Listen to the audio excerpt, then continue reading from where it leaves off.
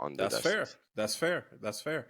All right, next, alleged disgruntled employee. He's been on the ice. We're all three of us on the podcast are fans of this gentleman. And Adelaide, I know this promo is going to pop you just off of location alone. This promo is from this past weekend's House of Glory show. Somehow get in trouble, so I don't want to leave this for disparagement or interpretation. So I'm going to say it as plainly as this. I cannot thank each and every one of you for sitting over there. For reading your messages, asking if I'm mentally okay, asking if I'm good, checking on me. You don't know me from Smith, but that's the thing about this wrestling shit is that, hey, it don't matter. We're all a part of one thing, right?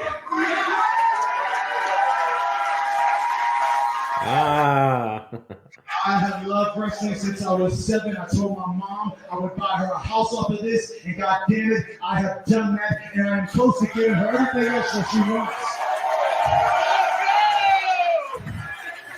I don't take anything easy. I take it the hard way. I take things the way that I want to. If the road ain't paid for Steven, guess what? I guess I'm putting on my construction hat and I'm going to work. If you thought that I was somebody less than a year ago, guess what? You're sadly mistaken because now I evolved to a man 4 years from today. And that's saying something because a lot of y'all have not seen anything yet from me.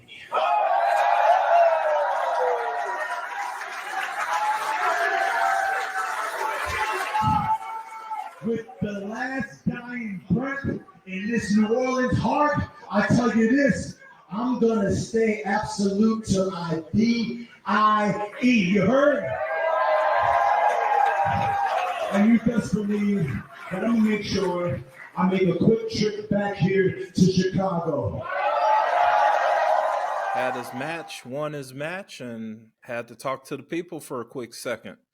Nothing groundbreaking, nothing that shook the internet like previous promos of his, but he still got it, and he's still working.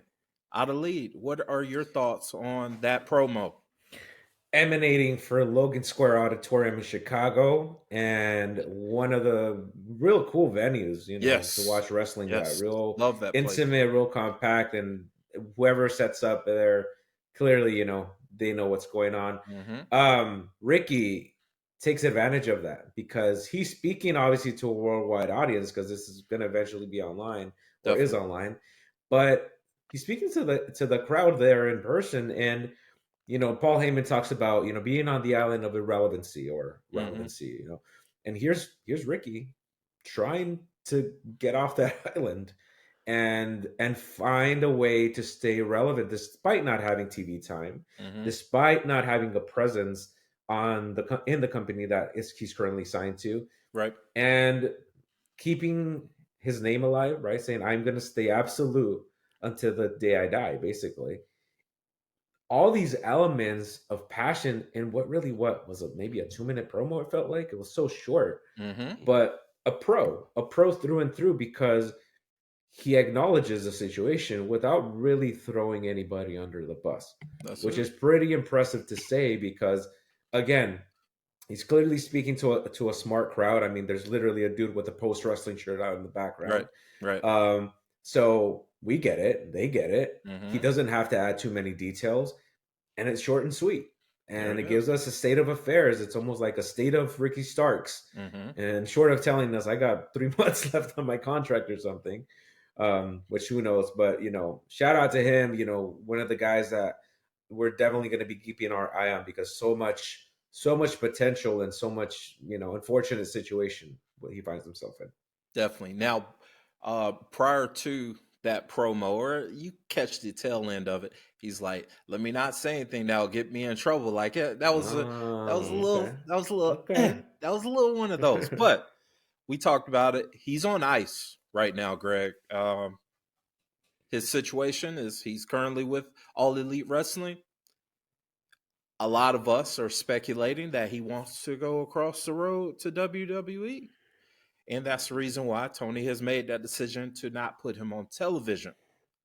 A lot of these wrestlers when they have this time off, when they come back, we see some ring rust. Did you detect any promo rust Mm. from Ricky? No. And I think what I liked about this promo Mm-hmm. is it wasn't traditional Ricky. Mm. And you know, we've talked about this before. I've been a huge fan of Ricky since he was in NWA and all that Same. kind of Yep. stuff. And Yep.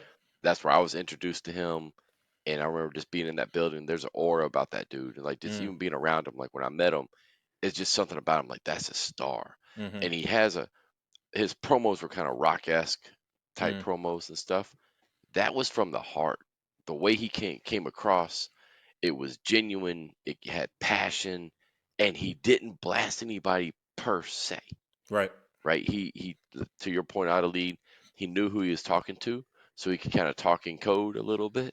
He didn't have to say all elite. He didn't have to say elite. He didn't even make a reference like that. Right. Everybody knew what he was talking about, and I would argue that that right there sold me more on him right now. That Mm-hmm. that passion is there, Mm-hmm. and that passion for this business is there, and the fact that he loves the fact that the fans check on him, and he kind of made a point. And this is the one underlying part. Look, it doesn't matter who we like. At the end of the day, we're all wrestling fans, and we love each other. Mm. And he said that. He said, you guys don't know me. You don't really know me, and you're checking on me. You're asking me. So obviously he's referring to a meet and greet or something that was Mm-hmm. happening, Mm-hmm. and they're asking, "Well, hey man, are you all right? Like, you off TV? You want to do this? We saw you on these like probably Chris Van Vliet or whatever, Mm-hmm. and we could tell you're not happy. Are Mm. you good?" And I think that was the other part that came out is his passion for the fans, for this business, and his passion for keep going in this business. Mm. Like, yes, I'm frustrated, but I'll be damned if I'm done. And I'm going to be absolute till I die. And it's like, boom, he's going to keep going. It Yeah. made me want to see him more, to be There quite it is. honest. Yeah. The passion outweighs any frustration. Hmm. And that's what the perception is. And this was a huge PR opportunity for Ricky Hmm. because we've seen it go the other way where Hmm. someone is clearly disgruntled. Mm. We just finished seeing uh PC crash out, just finished destroying property. We've Hmm. seen this kind of stuff. He went the other route. He went the classy route. And again, he lent out that branch to the fans to let them know, hey, I see what y'all are saying online. He's even said it on a podcast before. I want to say with Chris Van Fleet. He's like, I'm always online. I'm always seeing what people are talking about me. Hmm.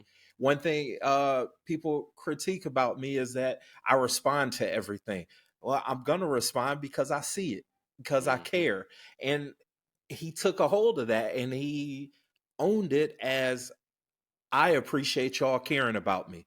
I appreciate you even mentioning my name, because one thing about him being on ice and the other wrestlers that we're hearing more and more about, Phoenix being one of those guys, a lot of these guys are gonna go through a weird period of their career where they're on ice, you don't see them on TV. Mm. What do I do? How do I stay relevant in this industry where the time is so short for a lot of us, unless you're really, really special, you know? But that's my feeling on Ricky. I mean, I know I'm speaking for all of us when we say, hey, we're pulling for Ricky. We can't wait to Yes. see what the next time we see him, whether it's in AEW, WWE, hell, if he does another House of Glory show, I'm with it, because anytime we can see that guy in the ring, anytime we can see him on the mic, I'm with it. But before we head out, Greg, I want to know, how many Dusties are you putting down for this promo? Um, I'm going with about a four, and the Okay. four Dusties just Mm. because of the context of what the world that we're in right now. Like you got to think about when we rank these. It's not about that was a four, so this one can't be a four, right? It's Right. not Mhm. that. It's about the context of when it is, how it is, Mm-hmm. and what it means to that person and how it made us feel. For me, Ricky cut a great promo, not downing All Elite Mm-hmm. by name per se, not taking the cheap route, taking the high road, showing that passion, showing and really talking them into the building the next time he's somewhere to make you go, man, I want to be behind this dude. That's an underdog. That's a passionate guy, and I want to be with him. So 4 Dusties from me. Nice. Out of lead. Yeah, man. I'm gonna say 4 and almost lean a little bit differently. So it's not a 5 only because, like Greg said or alluded to, this is almost a promo to sell yourself. Mm-hmm. It's not a promo to sell a company or a Mm-mm. pay-per-view or anything. It's literally say, I'm here, I'm still around, and thank you for your support. It's a very unique promo of things, and I'm curious, what was going through his head as he's kind of thinking, there's nothing for me. I mean, there's no guarantees of Mm-hmm. where I'm going to be, but that's the beauty of it, right? We're living in a social media world where, in the past this was unheard of, and someone can stay relevant through social media. So that's a solid 4 for me, just from the content, and like I said, the passion is there, and I just hope he finds his place very soon. I agree with you guys. A very, very classy, very baby face. If you weren't a fan of Ricky, maybe you're a fan from this.